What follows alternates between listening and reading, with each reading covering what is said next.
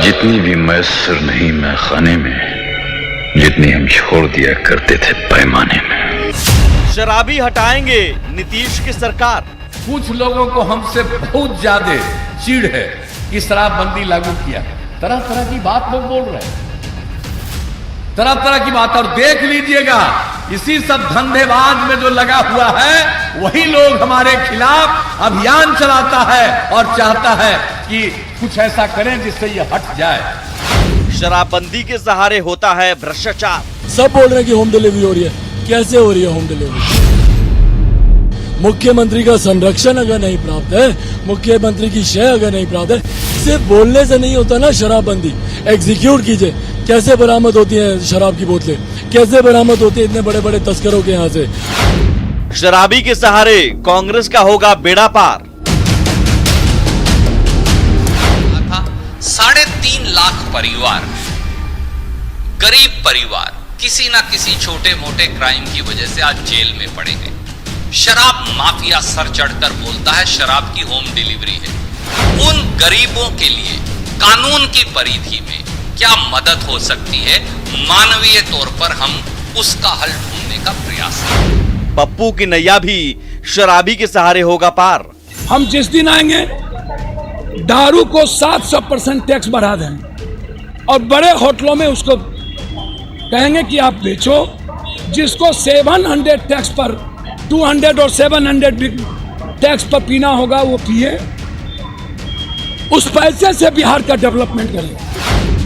नशा शराब में नाचती सियासत। नशा शराब में होता तो नाचती बोतल। वोट प्रपंच में शराब। नमस्कार, स्वागत है आपका। आप देख रहे हैं वोट प्रपंच। मैं हूं आपके साथ सुमित झा। बिहार चुनाव में वोट के लिए हर तरह का प्रपंच करने वाली सियासी पार्टियां अब शराब और शराबियों को भी अपने वोट प्रपंच का हिस्सा बनाने लगी हैं।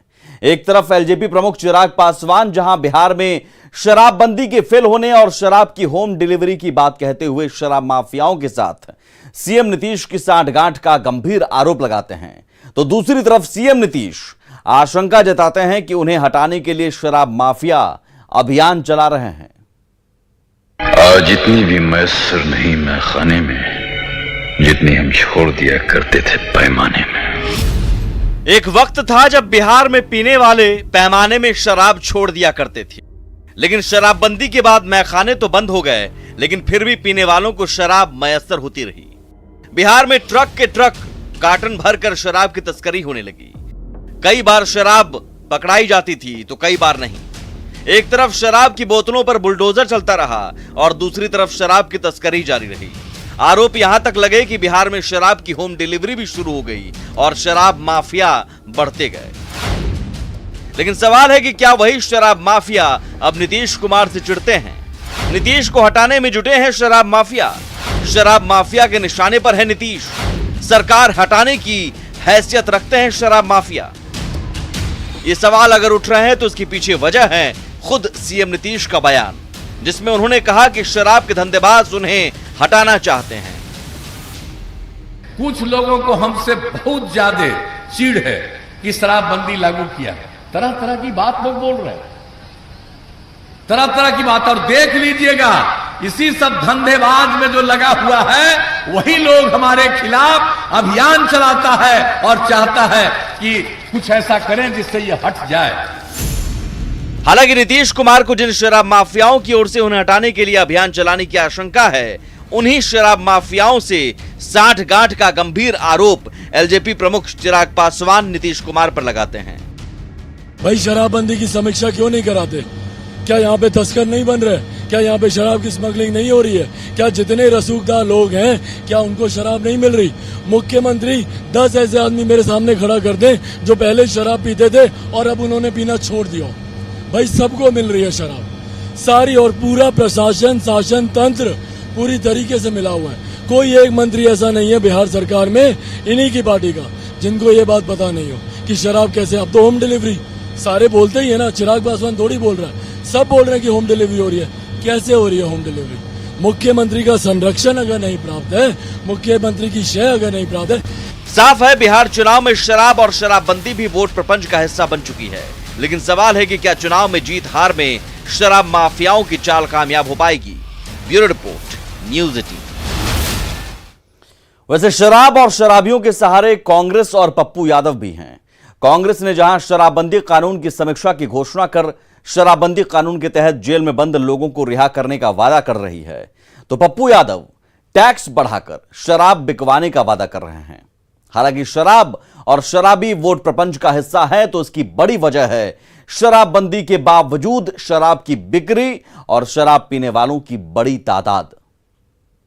3.5 लाख परिवार, गरीब परिवार किसी ना किसी छोटे मोटे क्राइम की वजह से आज जेल में पड़े हैं। शराब माफिया सर चढ़कर बोलता है शराब की होम डिलीवरी है। उन गरीबों के लिए कानून की परिधि में क्या मदद हो सकती है, मानवीय तौर पर हम उसका हल ढूंढने का प्रयास करें। क्या कांग्रेस शराबबंदी कानून की करेगी समीक्षा? क्या शराब पीने वालों को जेल से रिहा करेगी कांग्रेस? क्या शराबियों के सहारे कांग्रेस का होगा नैया पार? जी हां, कांग्रेस ने अपने घोषणा पत्र में शराबबंदी कानून की समीक्षा की घोषणा की है। हालांकि यह समीक्षा क्या कानून खत्म करने या कानून को कमजोर करने के तौर पर होगी, या फिर आंशिक तौर पर शराब बेचने को लेकर, इसे लेकर कांग्रेस में कंफ्यूजन है।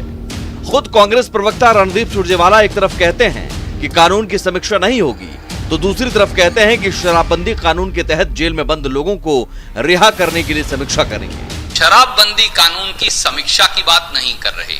3.5 लाख बिहार के गरीब परिवार जो नीतीश बाबू की हठ धर्मिता के कारण आज जेल में सड़ रहे हैं, जमानत का पैसा नहीं, वकील का पैसा नहीं, कहां जाएं बच्चे और बीवी, और दर दर की ठोकरें खा रहे हैं। मानवीय आधार पर कानून की परिधि के अंदर अगर उनकी कोई मदद हो सकती होगी तो उसकी समीक्षा अवश्य करेंगे। वहीं कांग्रेस की इस घोषणा पर सत्ता पक्ष जहां हमलावर है, वहीं आरजेडी कांग्रेस के समर्थन में उतर आया है। अपने घोषणा पत्र के जरिए अपना असली चेहरा जग जाहिर कर दिया है। अब वो शराबबंदी की समीक्षा करेंगे। सत्ता में तो आएंगे नहीं, लेकिन जो मंसूबे हैं वो समझ लीजिए। ये उन्होंने कहीं ना कहीं बिहार की आधी आबादी का अपमान किया है। राज्य में काफी लाभ हुआ है, खास करके महिलाओं के उत्पीड़न की घटनाएं कम ही है, चोरी डकैती की घटनाएं कम ही है, क्राइम जो होता था वो कम हुआ है, एक्सीडेंट कम हुआ है। लेकिन कांग्रेस को इन सब से चीजों से परेशानी नहीं है। कांग्रेस महिलाओं के सुरक्षा के प्रति चिंतित नहीं है, इसलिए जैसे कांग्रेस इस प्रकार की बातें कर रही है। बीजेपी आ गई सरकार में, इसके बाद शराबबंदी कानून का क्या हाल है ये किसी से छिपा हुआ है। होम डिलीवरी हो रहा है, गरीब परेशान हो रहे हैं, सिर्फ गरीबों को, दलितों को परेशान किया जा रहा है। ये सारी चीजों को देखेंगे। जन अधिकार पार्टी प्रमुख पप्पू यादव भी शराबियों के सहारे सियासी नैया पार करना चाहते हैं। तभी तो पप्पू यादव ने ऐलान कर दिया कि सत्ता में आने पर 700% टैक्स बढ़ाकर होटल में शराब बिचवाएंगे। हालांकि गरीब कैसे शराब पिएंगे, इस पर पप्पू कहते हैं गरीब शराब नहीं पिएंगे। हम जिस दिन आएंगे दारू को 700% टैक्स बढ़ा देंगे और बड़े होटलों में उसको कहेंगे कि आप बेचो।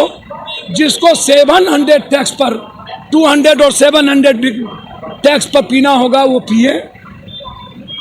उस पैसे से बिहार का डेवलपमेंट करें। गरीब कैसे पिएगा? गरीब को पीने नहीं, गरीब को जब पैसे नहीं है तो गरीब कैसे पिएगा? आप 100 रुपये का चीज 600 रुपये में बेचिएगा। दरअसल शराब और शराबी अगर वोट प्रपंच का हिस्सा हैं, तो उसके पीछे वजह है बिहार में शराबबंदी के बावजूद शराब पीने वालों की बड़ी तादाद, जिसकी तस्दीक शराबबंदी के बाद से शराबबंदी कानून के तहत होने वाली गिरफ्तारी और शराब की बरामदगी करती है। बिहार में औसतन हर 1 मिनट में 3 लीटर शराब बरामद होती है। वहीं औसतन हर 10वें मिनट में शराब पीने के जुर्म में गिरफ्तारी होती है। 1 अप्रैल 2016 को शराबबंदी कानून लागू हुआ था। तब से जनवरी 2020 तक करीब 78 लाख लीटर से ज्यादा शराब बरामद की गई है। वहीं शराबबंदी कानून के तहत 47,000 से भी ज्यादा मामले दर्ज हुए हैं, जबकि 2 लाख से भी ज्यादा लोगों को गिरफ्तार किया गया। हालांकि आरोप साबित करने के मामले में पुलिस फिसड्डी रही। 2 लाख से ज्यादा गिरफ्तारी में 232 लोगों पर ही आरोप साबित हो पाए। कांग्रेस भी इसी को आधार बनाकर 3.5 लाख लोगों के जेल में बंद होने की बात कह रही है, जिसे कांग्रेस गरीब बताकर रिहा करने का वादा कर रही है। हालांकि बिहार में जेलों की क्षमता 40,000 ही है।